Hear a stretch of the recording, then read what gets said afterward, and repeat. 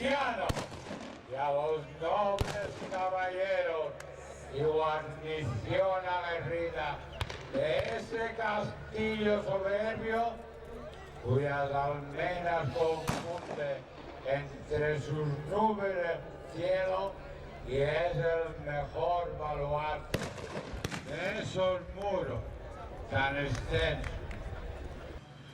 Gracias, moro. Bienvenido si son nobles tus deseos.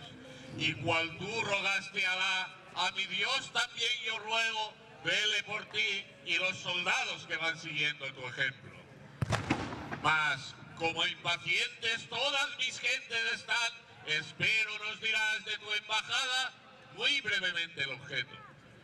Pero ten en cuenta, moro, que a mi rey yo represento, que soy español, soy noble y por tanto no consiento nada que digno no sea de mi rey y su consejo.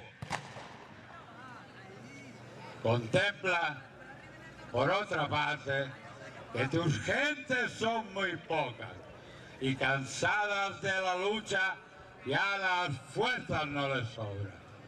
Mira después tus murallas, casi desiertas, ya rotas.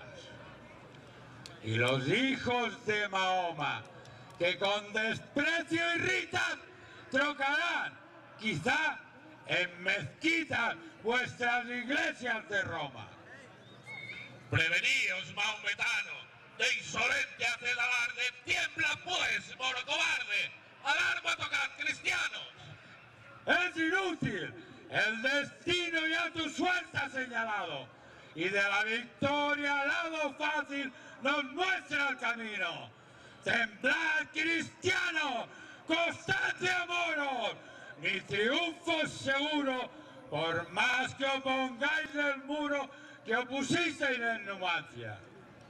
Es dudoso, mahometano, pero mi ardor no desmaya.